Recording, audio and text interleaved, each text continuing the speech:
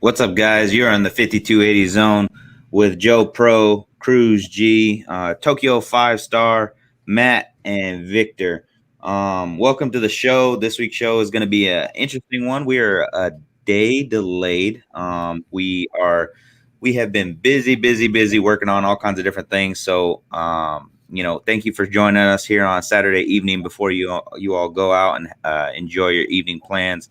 I know there is a UFC fight on tonight as well, so I'm looking forward to seeing those results as they come out. But let's get right into it. And we're going to talk about the Avalanche, unfortunately, and how they were eliminated by the Las Vegas Golden Knights the other night, losing 6-3, absolutely getting destroyed. They did not have a very good showing. It was pretty poor. They were keeping up with them in the first two periods, but then coming into the third period, they just let it go and weren't really ready to advance on to that next one into the Stanley Cup semifinals, Stanley Cup semifinals. And that's going to be about that. If you want to know more about that game, go ahead and go check out In the Crease. In the Crease is going to be able to talk more about that with Scott King Cole and Adam. We'll work our way right into the All-Star game. Is going to remain at Coors Field. The federal judge this week ruled that the All-Star game will go ahead and remain at Coors Field. So that's a big thing for Denver. Matt, what are your thoughts on that? I know that a lot of people were excited about it being out in Atlanta. Atlanta actually had started building the props and everything else for around the stadium for the All-Star game. I think it's going to be a good thing, for guys to come out and they're going to really like the atmosphere. I think it's just going to be one of the great things, and people will just go out and just have a good time, a good wholesome time, and just get ready for that interaction with those All-Star game players, and just ready to see how they interact with the fans. I really want to see that, so that's going to be awesome. Okay, awesome, Victor. Home run derby in the Mile High, in the altitude. What are you thinking? That ball's gonna carry. First off, when you get to that stadium, it's something that everyone's gonna enjoy. Whether you're a player, you're a fan. It's just like Tokyo was talking about, right? It's a way for everybody to kind of get in the atmosphere and get a feeling for what Denver gives people, and definitely that ball's gonna carry. It's just whether or not the batters are gonna be able to step in there, take a couple breaths before their hacks, because whether or not they're training for that altitude, it's here. Mm-hmm. Yes, exactly. Cruz. Now, me and you have a little bit of history with the Coors Field. We have quite a few family members that have been there and done all kinds of craziness around that stadium. We see them go to the games on a daily or yearly basis. And, it's going to be exciting. Hopefully, some of us will be able to go out there and get some good time to have a few drinks and enjoy the game itself. So really looking forward to seeing that the All-Star game remained at Coors Field. And, we're going to go ahead and start talking about the Rockies and the Reds. The Rockies are going to the Reds next week. And Trevor Story is back. He's off the injured list. So, Matt, what are you thinking? I'm thinking it's gonna be big, real big. Obviously, Colorado's 25-40. They're fourth, and it's they're gonna need him to step up big, really good on that defense. And obviously, they gotta get runners on the base. They got to, hitters got to get there, and for them to be able to pull off another win, it's gonna be hard. They lost to the Reds, earlier this season, 10-3. Another game was 11-5. So they have to really dig in. They have to really dig in, and it can't just be Story making the plays. They're gonna have to get it from their bullpen and everything, man. Yeah, I think the Rockies are really feeling it this year after that Nolan trade. We talked about that earlier in episode 1 about Nolan being traded by Charlie Monfort over to the St. Louis Cardinals. And I think that is really affecting the team this year and how much they are being able to produce. Being in fourth, I'm surprised we're not last in the NL West right now, because because of I'm in the NL, National League, or even in Major League Baseball, as bad as they've been playing. And Charlie Blackmon and Trevor Story have really stepped up. While Trevor Story was in, but our pitching has not been there. So we need to make some big plays and see what happens with the rest of the season. I don't know what the future holds, but I think we need to start making a run at another player and possibly just even trading Trevor Story. If we don't trade Trevor Story before the trade deadline, I think we're gonna really shoot ourselves in the foot, kind of like I said in episodes 1 and 2. He's going to leave the Rockies and we're not going to get anything back from it. And it's he has no reason to stay right now. So that's going to be interesting to see how that plays out. Nikolai Jokic, named the MVP. Finally named the MVP. It's been news that we've been waiting for. Joker. Yeah, Joker. Cruz, did you expect anybody else? Heck no, I did not expect anybody else. I knew who the MVP was meant to be. A lot of people say that it was supposed to be Curry, but look who's in the playoffs right now. Although we're doing bad right now, Curry. Respect him. He had a great season coming off the injury, but you got to give respect where it's due to Nikola Jokic. He had an amazing game too, and basically, I don't know, he deserves it. I agree. Steph Curry was second in the voting and with 5 votes compared to Joker's 90 plus votes. I think he was sitting at like 93 off the top of my head. I can't, my notes are not here right now. So over 90 votes, and the next closest one was 5. What do you think about Derrick Rose receiving the fan vote there, Victor? Derrick Rose for me he's an inconsistent player. No matter where he's kind of at, he's got a hot streak and then a down streak, and it is what it is. If you want a participation ribbon, I'll give it to you. Yeah, I was surprised to see him even get the 1 vote. It was the fan vote, so it wasn't the prognosticators, the ones that are choosing him as an MVP. He did not have an MVP season, but he definitely did elevate the Knicks this year. So hey, good on him. But everybody else was nowhere close to him. Even Chris Paul received a vote, and so did I think LeBron James received another vote. He's received a vote for like quite a few years running now. So it was interesting to see. But I'm glad that Joker was finally named the MVP. He had a triple-double last night against the Phoenix Suns, but it wasn't enough to come back and win. They were down majority of the game. They didn't really have any kind of footing on them. Cruz, what were your thoughts on the game?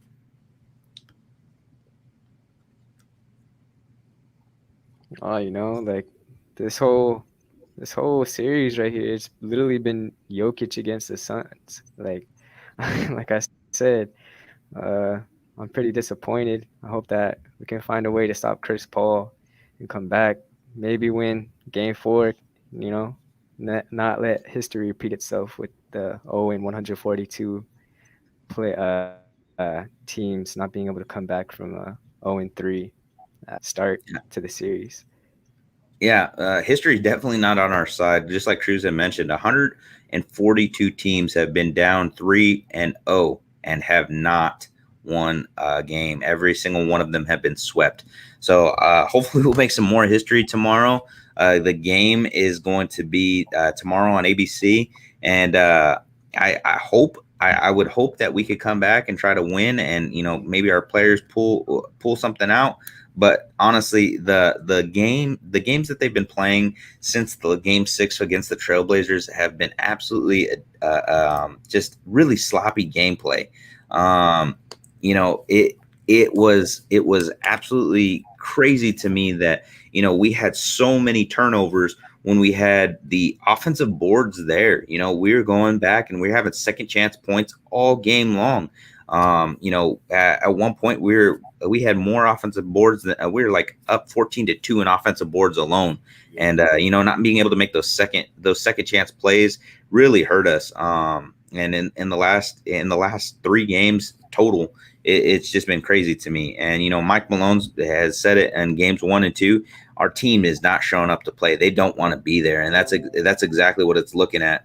And that's exactly what it's looking like. And I'm not, I'm wondering what are we missing? What are we missing? Hey, thanks, David, for the comment. He's saying, exactly solidifying Joker's MVP was him carrying the team after Murray went down. Who in this offseason should we be targeting? What is the biggest need this offseason if they can't advance, to the finals or anything like that right now? It doesn't look like it. Like I said, history's not on our side. So, Matt, what are you thinking is our biggest need this offseason? Oh man, maybe just another point guard. Honestly, I mean, I'm not trying to say nobody that's actually top tier. Somebody that can probably just fill in that.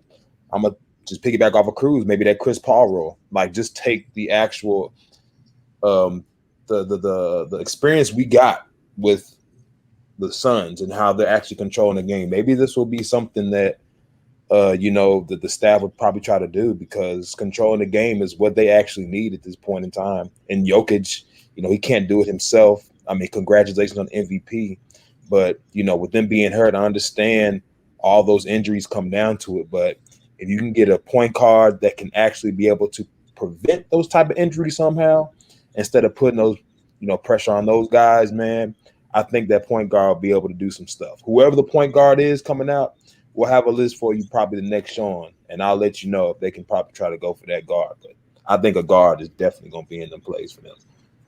Okay. I agree. Here's a great comment from David again. What do you guys think of trying to trade for Dame? I think it would be an amazing thing to try to trade for Dame. Is it something that's possible? I definitely think so. There's a lot of speculation that he's going to want out of Portland now that he doesn't have his head coach there anymore. And the same thing with some of the comments, cryptic comments that Jusuf Nurkic came out with after post game 6 of losing again. They haven't been able to advance over the last couple of years, and it has I think it really hurt the confidence of that team. I liked how Dallas decided to go with continuing with their coach and trying to build around him. So do you think it would be would it even be possible? What would we have to give up to trade for Dame? Cruz? Like David just said right now, I say Michael Porter Jr. You have to give us Porter Jr. though. Maybe even Will. I don't know. That's a good question. Yeah. I don't think it's. I don't know. I don't think it's gonna be even possible to get Dame. If Dame can, oh Lord, that's gonna be something. The compensation for that is probably gonna be deeper than that. To be honest, it may be 3.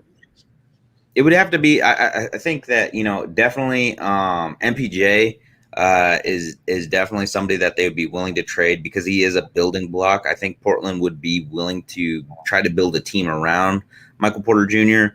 But also we'd have to trade a bunch of money to throw over to the Trailblazers for Dame, pay off some of the luxury taxes that they would be faced with after the fact, and also. I think that we could also trade, like Cruz, you were saying, Will Barton or even PJ Dozier, trying to give them something back to fill those roles of his position. But, there's been some speculation out there this week also about, Kawhi Leonard and him not wanting to return to the Clippers this year after, they're down in the series right now 2-1. Are they going to be able to advance? I don't know. It's been a hard fought series between the two of them, between the Clippers and the Jazz, and Donovan Mitchell is really him and Rudy Gobert have been taking it to the Clippers. So is Kawhi Leonard somebody out of the question if he becomes available? What do you think, Victor? I like it, but knowing Kawhi's history and what he ended up doing when he wanted to leave the Raptors, he's a Bay Area kind of a guy. I think he's going to want to stay in that area. I'm just not sure if he's going to want to stay where he's currently at. I mean, if he's already speculating on going out, I wouldn't be surprised if the Warriors were like, hey, come up north. Come up north. I mean, we're still here. You're still here, but we got a better situation for you. Yeah, he definitely wanted to leave Toronto. He wanted to go back home, get a chance to play. He's a San Diego State alum. Right. So he's from that area, Northern California, maybe a little bit different scenery for him, but staying in California, maybe that's his thing. I don't know.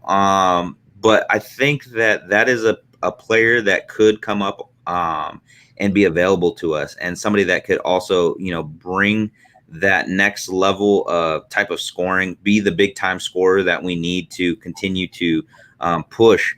We just don't have the depth. We don't have the depth at all. And, and it's shown in this series with PJ Dozier and, Will Barton, thankfully coming back in games 2 and 3, but he's been on that minute restriction that Malone's had him on because, to prevent any more injury, understandably so. But at this point in game 3, do you leave it all out on the line and you let Will Barton play, or are we building towards next season when we understand that it is what it is? Matt, what are you thinking? I think it's probably gonna be what it is. Like you said, it's gonna have to be some. They'll have to get somebody else. They're gonna have to get somebody else to help that team. Honestly, if they are, I feel it in my bones that it's gonna have to happen. Because going to get Dame is going to have to take some prayer, it's gonna have to, or getting somebody else. Who else is out there? Maybe Chris Paul. I don't know. It's going to take something, and maybe they're going to have to just look into the Big East or Pac-12 for some guys that can ball. Yeah, I think. definitely. I think when you guys were talking earlier about we don't want to be there, right? Maybe so we'll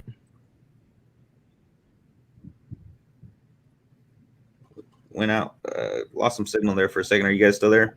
Yeah, hear me? Okay, go ahead, Victor. I'm sorry.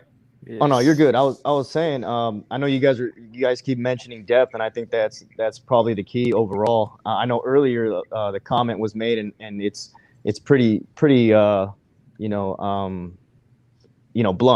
If we don't want to be there, we need to get players that want to be there.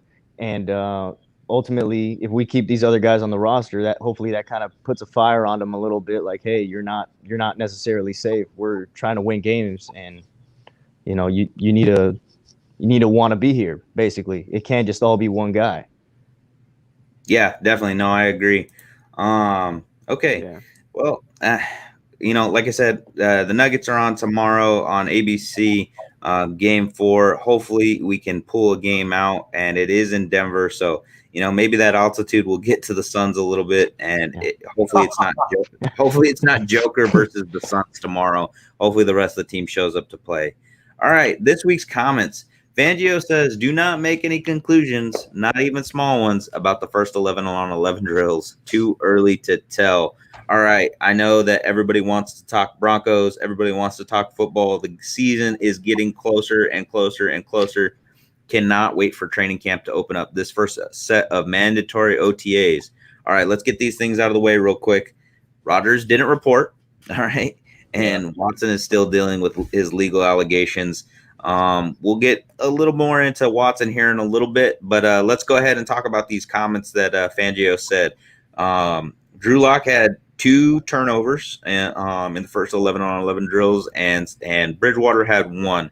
Cruz, what are you thinking? Go ahead and make your first conclusions.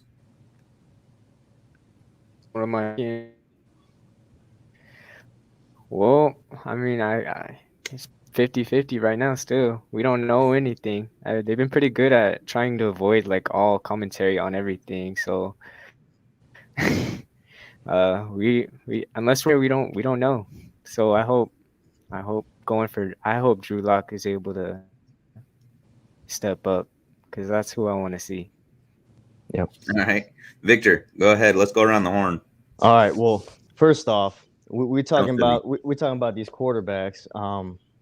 like I've already told you guys, I've been locked in since day one. I'm a fan. It took me a minute when his name got called on that draft, but after seeing his little swag that he's got, the Yeah. little the spin that just that those glimpses, right?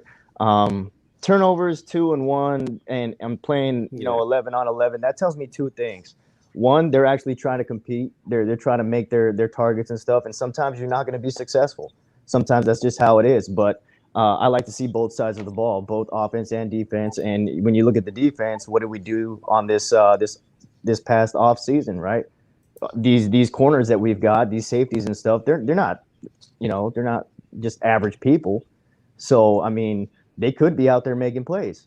It's not we don't, like Cruz was saying, we don't necessarily know the whole story. Right. Maybe they jumped the route. Maybe they made a outstanding play, and it just goes down as a pick. Yeah, I agree with that. I mean, they don't tell the full story on these things that we're reading. I'm watching some of the video and seeing some of the players go out there and ball. But what if it was a wide receiver mistake? They're running the wrong route, and the quarterback's expecting him to be there. Matt, what are you thinking? First of all, before I get into this, RIP to Jim Fassel. Okay, we got to give him 5 seconds. 5 seconds. Pouring out my water. RIP. Now let's get into it. Before I get to the wide receiver segment, let me tell you this right now. Drew Lock needed somebody to push him, and that's Teddy Bridgewater. And I'm gonna tell you right now, Drew Lock is gonna come out and he's gonna let him have it. Like you said, that swagger he has, seen it all the time in Missouri. He had it. He was letting everybody know he was gonna be a first round pick. He wasn't, but I'm gonna tell you this right now. He's gonna come out firing, and the ball, the way it spins off of there, it's gonna be the best thing ever. Now, with the receivers, that being said, it's gonna be better for them. It is. Jerry Jeudy gonna be on the outside. They have oh my gosh, Cortland Sutton's coming back. You're gonna have Noah Fant. It's gonna be wonderful, and the depth at that receiver position is gonna be even better. I'm gonna let you know that now. They have the trust in Drew Lock. Not saying they don't have it in Teddy Bridgewater, but Drew Lock is gonna have those guys rolling.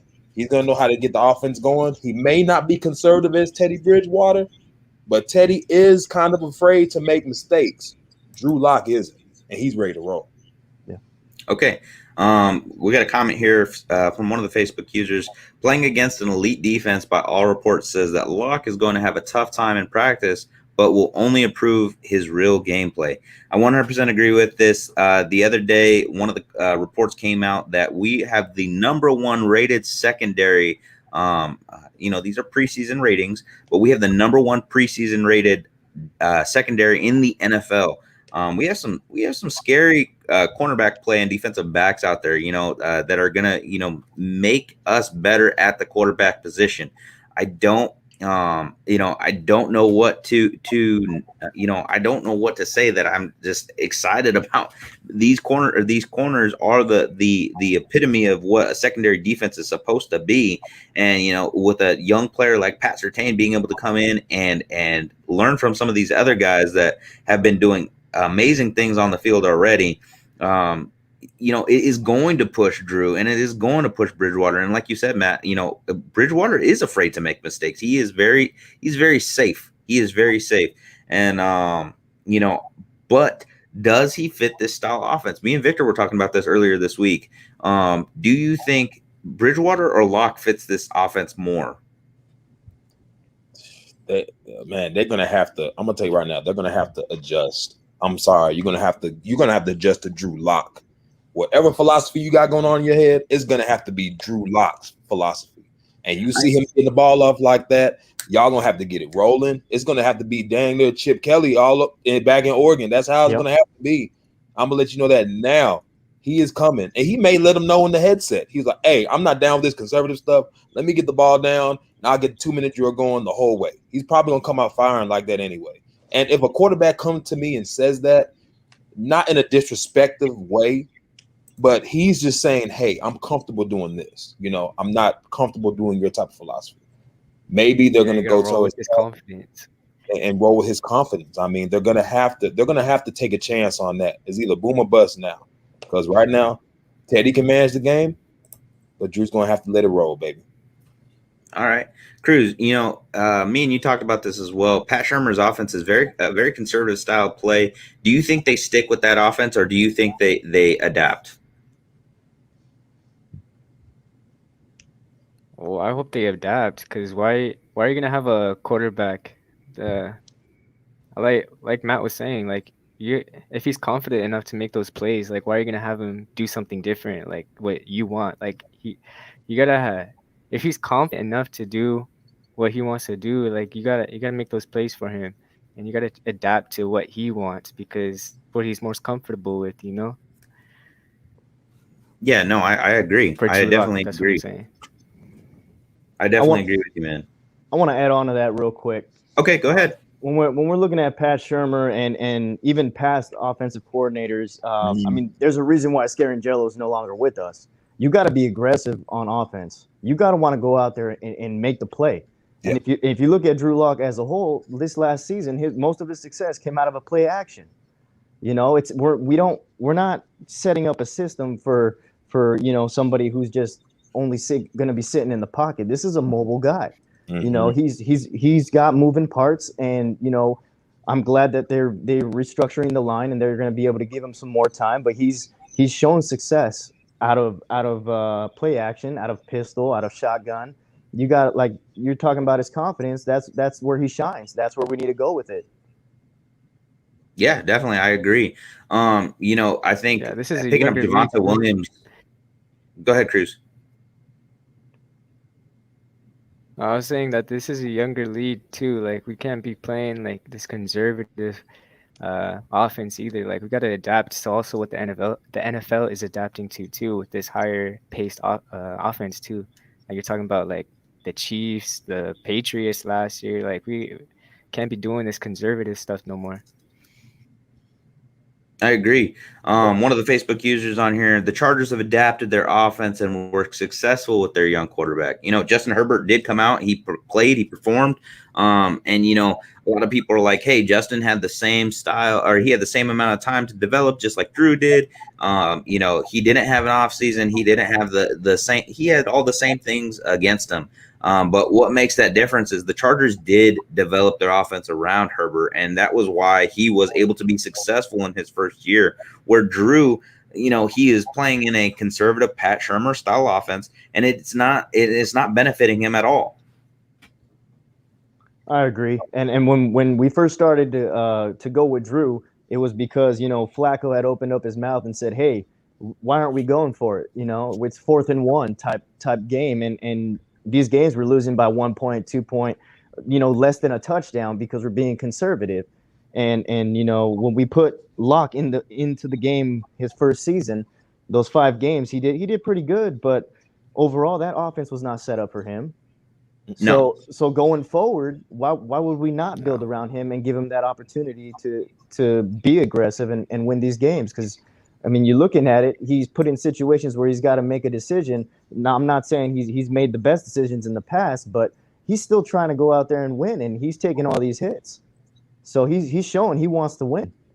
I think we need to do what, just like they said, the Chargers built, their playbook is around Herbert, and that's what we need to do here. Yeah. Cruz, do you think our shortcomings were because of the offensive play calling, or were because of our quarterback play in general? Wait, could you repeat that one more time? Sorry, you cut out. Yeah, I said, was our shortcomings due to our offensive style of play calling, or is it because of our quarterback play?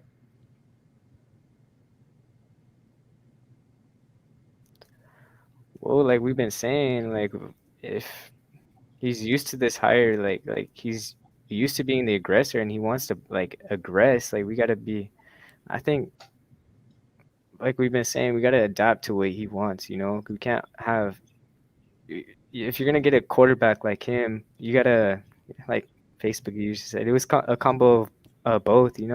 Like, if you're gonna have a quarterback like him, you gotta be able to adapt to what he wants also, not just have 100% control over him and expect him to do like what he's not like used to doing. What, you know what I'm saying? Yeah, no, I agree. I agree with what you're saying entirely. Matt, with us having, this is a great comment by David here. Unfortunately, we have an old school head coach and offensive coordinator. Not sure if they will change. Shermer is too set in his ways, which is ruining Locke. Do you think that we need to move on from Shermer, or do you think Locke will develop underneath Shermer enough to maybe not be so much of a gunslinger and is going to be a little bit better of a decision maker, but still have that pizzazz? Man, look, God, I don't want to disrespect Pat Shermer. God bless Pat Shermer, okay? He's old school. I agree with David right here. He is an old school head coach. And I mean, old school OC, but I mean, what we have to do is we're going to have to do stuff that Sean McVay's doing out in LA. We're going to have to do stuff that the other younger, I'm just losing whoever the young guys are, but we're going to have to do what they are doing. That's exactly what we're going to have to do, man. We got bought. I mean, me and the receiver, seeing the depth chart. Come on, man. We got Tyree Cleveland. We got Trinity Benson out there, man. KJ Hamler. I'm ready to see these guys ball, and it's not going to happen in the conservative offense at all. And for me being a spread guy coming out playing in Memphis, it is – I'm not saying everybody's going to get the ball, but we're going to have to be able to get the playmakers in the best position possible. I'm ready to give them my playbook if they want to see what I can do and put me at OC. And then I can go ahead and take the Denver Broncos to the dang Super Bowl. Now, I'm sorry. I'm not going to try to sound blasphemous or anything, but, hey, I'm ready. Denver Nation, okay? Just let me know. I'm right here, okay? I got the place to go, okay? But hire this man right here. Hey, look, we need one young guy with a better philosophy that's going to have Drew Lock, his head spinning, things he probably hadn't heard before, but it's gonna make him thrive, and it's good. He's gonna relish in it, and Denver's gonna. I think they're gonna see a big change if we get a new OC. I think if we get them to meet halfway, right? Mm-hmm. I mean, I know Shermer, he's a pretty conservative guy, mm-hmm. but I mean, the game has changed. We know Locke's style. I think if we meet halfway, somewhere in between, we get something kind of like a Sean Payton kind of a offense look, you know what I mean? Because Drew Brees is, when he was playing, he was still a mobile guy. I mean, he's an older dude, but I mean, they mixed it up. I think if we do something like that, we can be successful here. Okay. I agree with all of you here.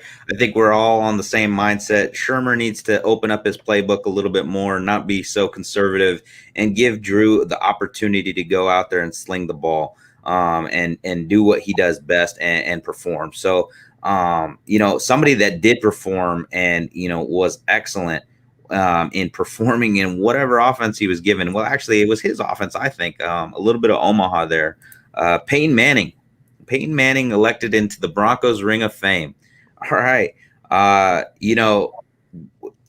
there any question that he was going to be put into our Ring of Fame? I know he's going to the Hall of Fame this year, but do you think he should be in our Ring of Fame? I there's no question about it to me. Go ahead and say what you want, gentlemen. Of course. Yeah. Okay. Peyton, he was with us for a short time, but he brought us to 2 Super Bowls, didn't do great in one of them. But the second one, our defense definitely led the charge there, but he came in and he did his thing too. He was a game manager and ultimately helped us bring that Super Bowl 50 trophy home, and hopefully, him working with Drew Lock this offseason, we're going to be able to see a little bit more of that in the future. We saw some different some different footwork from Drew that, he wasn't showing last year. And so it'll be interesting to see, how much more he's progressing. That Ring of Fame induction is going to be October 31st at Empower Field at Mile High. So, hopefully one of us gets to go to that game. I think that'll be a great opportunity for any one of us to go out there and see Peyton Manning be rightfully inducted into the Ring of Fame. I'm sorry. I'm trying to make sure I read the comments and catch what's coming up next real quick. So Ring of Fame, let's stick on the Ring of Fame topic here for a second. So we're gonna go around the horn, or around the box. I gotta stop saying around the horn. I want to make sure I don't get sued by anybody. No copyright. No copyright. No That has copyright. nothing to do with that show, okay, gentlemen, or people or lawyers that are watching this. We're gonna talk about who's a Bronco that should be in the Ring of Fame that's not. Go ahead and start. Let's go with Victor to start this topic off.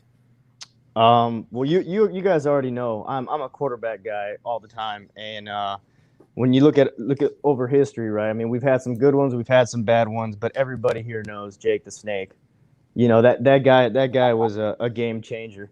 When we first got him in, I think it was 2002 or 2003 from the Cardinals, I was like, oh man, he's not coming from the draft. I'm not sure what to expect, but immediate impact. Took control of offense. Yeah, he had some great weapons. He had 10 seasons in the NFL, 4 with the Broncos, 2003 through 2006. So he had Rod Smith, he had Shannon Sharp, he had some great people with him. But just watching his style of gameplay, dude's a scrambler. I mean, not only does he have a cannon, but he's a scrambler. You watch him kind of slither through, breaking up the defensive line, just making plays, with a sidearm. That's my biggest, what I remember most about him is sidearm. Yeah. Like, how do you have that strong of an arm and it carries still throwing it sidearm? Just outstanding gameplay. 2005 Pro Bowl. I go with Jake. Cruz, what? It's okay. So we got Jake the Snake. Cruz, what are you thinking? I'm thinking Trevor Price. Unfortunately, I wasn't born yet when he won the Super Bowl with two Super Bowls with the Broncos, but he had 4 consecutive years of going to the Pro Bowl with the Broncos, so that's pretty impressive. And he helped contribute to both the Broncos Super Bowl. So I think Trevor Price should be inducted to the Ring of Fame as well. Yeah, definitely. He was a big time playmaker. Definitely a wrecker on that defense to go out and do some work on against the Packers and the Falcons in both of those Super Bowls. So Trevor Price, all right, number 93. All right, I like that one too. All right, Matt, what are you thinking? Oh, so I went through it and I was like, man, who am I gonna do? Who am I gonna choose? Well, I was being biased and I was like, should it be Brandon Lloyd? Because he made a lot of plays for y'all, man. Brandon Lloyd, the one-hand man, I honestly think he's one of the best I've seen. But no, it can't be Brandon Lloyd. And I thought about Demaryius Thomas. I was like, man, Demaryius, a little premature. It's a little premature, almost there. A little inconsistent with the hands. But I'm going to go defense on this, okay? Okay. Al Wilson. Oh, okay. Al Wilson. That was my guy, okay? Obviously, I'm in Memphis, so, coming out of Tennessee, I didn't think Al was that guy until I actually got with my man Joe here, y'all. I've known Joe for a long time, and he would talk about Al Wilson all the time. And Al was that dude, man. He would shoot gaps. He would just tear linemen apart, man, and he would go from sideline to sideline. And I just loved his energy and what he did. And especially when he did it in those playoff games, man, he tried to hold it on, man, but it is what it is. But Al Wilson, that guy right there needs to be in the Ring of Fame right there. I agree with that one. That was a great pick, I believe. He definitely was the glue that held those defenses together, and he was a defensive captain, defensive leader on that team. It was sad to see him leave, and with some of the injuries that he sustained in his neck and back and things like that. So Al Wilson, I like that one, number 56. All right. And we'll go ahead with my pick now. And I'm going to say Ed McCaffrey, number 87, played through Denver between the 95 through 2003 seasons. He was the only, him and Rod Smith are the only wide receivers at the time that combined, or the second set of wide receivers combined at the time that both him and Rod had over 100 catches in a season. That's pretty amazing. He ended his football career with over 7,000 yards and 565 receptions. Ed McCaffrey's still doing a lot in the Denver community in the Colorado community, I should say. And he is currently the head coach for the University of Northern Colorado, and he coached high school football there in Colorado too. So he's become this hometown favorite in some of the things that he does. I know he was announcing Broncos games there for a while as well. He actually, interesting fact about Ed McCaffrey is that he is the face of a mustard company there in Denver. He has his own mustard. I'm a big fan of mustard, so that I thought that was pretty interesting to me. But Ed McCaffrey, he did some great things. He was definitely one of those type of players that contributed to the offense in both back-to-back Super Bowls, and he had was another target for John Elway to go at with Shannon Sharpe and Rod Smith in both of those Super Bowls. One of the Facebook users said Jason Elam or Rich Carlisle. I believe Jason Elam is in the Ring of Fame already, and I don't know about Rich Carlisle off the top of my head, but those are definitely some. Jason Elam's in it for a reason, right? So let's move on to the next thing. Hey, Joe, real quick. We're closing out the Ring of Fame stuff, right? And I think the answer, besides Peyton Manning making immediate impact, being a leader and being basically, I mean, you see what he does with the community and stuff like that. But I'm gonna read you guys a little quote, and I think this probably hits home perfect. When they were asking him about stuff, he said, it ended up being a great decision to come here, not only to play for the Broncos, but to be a part of this special community. Denver is a destination city. Our family is proud to call Denver our home and live in this community even after football.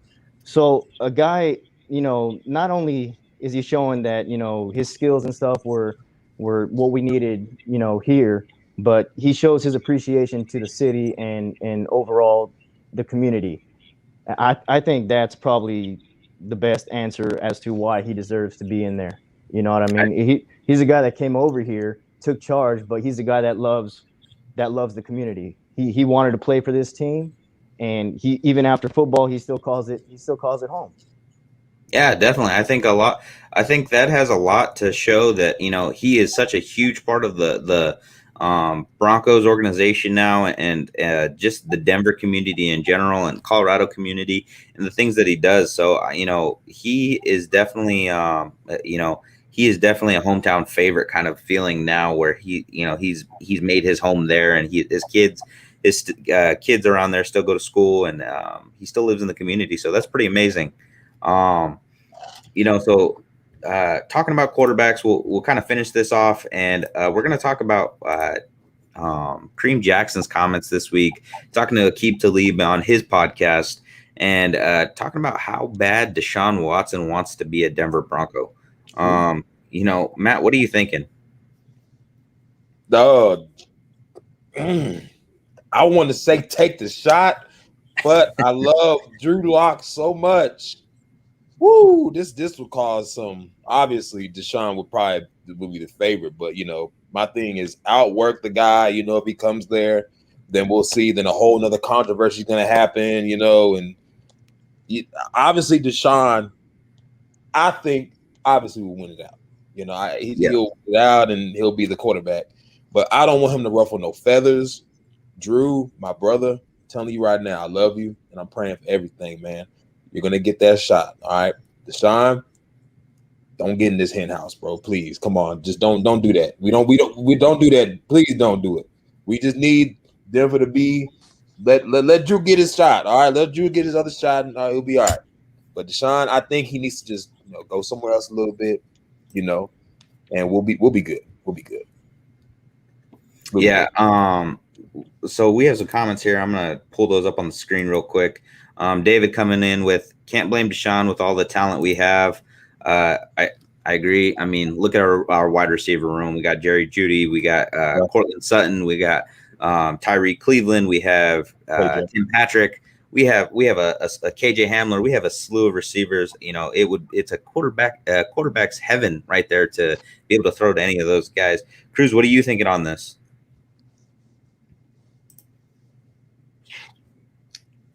Like David said, you can't blame him. Shoot, I think it would be I think it'd be surprising to bring. Well, not surprising, the talent that he has. Uh, he has a lot of problems going on right now. Especially not. He was almost fined $93,000, but they canceled their camp or whatever.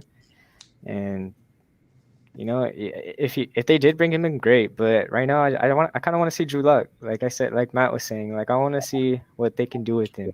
I hope that he turns out to be our guy because he is younger, and I hope that like I said before, I hope it ends up being Drew Luck.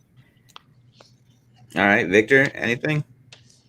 Look, Although it is unlikely though that he comes. Just saying. I think there's a lot of good stuff being said right now. I think the biggest thing that Cruz mentioned was Locke being younger. I like Locke. I like that he's young. Watson, like you said, Watson's got a lot of stuff going on. There's no doubt that he's a proven player, and we've got a lot of weapons that he can utilize. But then it goes back to the offensive coordinator, right? Is Shermer gonna adjust for Watson? I don't. We're trying to meet him halfway with Locke right now with a younger guy who could potentially be long term. Whereas, we get Watson and he could just be a diva and, things don't work out. And now we just got another quarterback that was on the roster that we spent so much money on that didn't work out. Case Keenum, Yeah. I don't like it. I don't think it works. I think we need to give Locke his full shot. Let him and Teddy B battle it out. Yeah. And at the end of the day, whoever starts, hopefully down the season, hopefully right away, it's Locke, and we have our guy.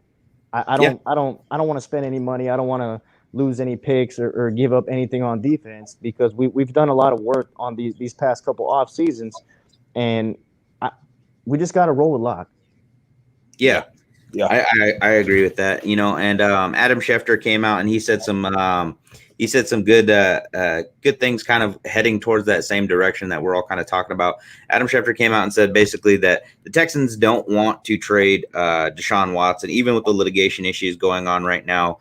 They said that there is a market for him, but they know that because of all the stuff that's going on, his value has taken a hit. So teams are going to be not willing to offer up those first or second round picks right now because of all the issues that he has going on. So the Texans aren't looking to trade him anyways. Still, they're gonna see if this litigation clears up and if he can bounce back over the season and see if that trade market value can rebound. So Matt, I see your hand. So go ahead and what do you have to say? Hey, there is a team out there, one or two teams that have something that they're going to give the Texans. Now, like we said, the manipulation is real. Somebody's going to pull the trigger. I believe he will be gone from Houston before this season starts. And whatever it is, the compensation is going to be, y'all are going to be very surprised. I think y'all are going to be like, oh, drop dead. It's going to be ridiculous. He's going to go somewhere. All right. That's Matt's take. So you heard it here first. Tokyo 5-star predicting that Watson will be out of Houston before the beginning of the season. Hey, I know we weren't going to talk about this. Who's that, Cruz? The Raiders. Watch him end up in the Raiders just playing. I was just thinking end up in Las Vegas. Las Vegas likes a bunch of criminals anyways, so I wouldn't be surprised if he ended up with the Raiders. I wouldn't be surprised at all. Another thing that kind of came out early yesterday, and they're talking about Philip Lindsay not being able to make the roster there in Houston. And a possibility of reuniting with the Broncos. I don't think it's going to happen. Like I said, we weren't planning on talking about this at all, but if anybody has, first take on this, do you think that Lindsay is going to be able to make the roster there in Houston? Looking at it, right?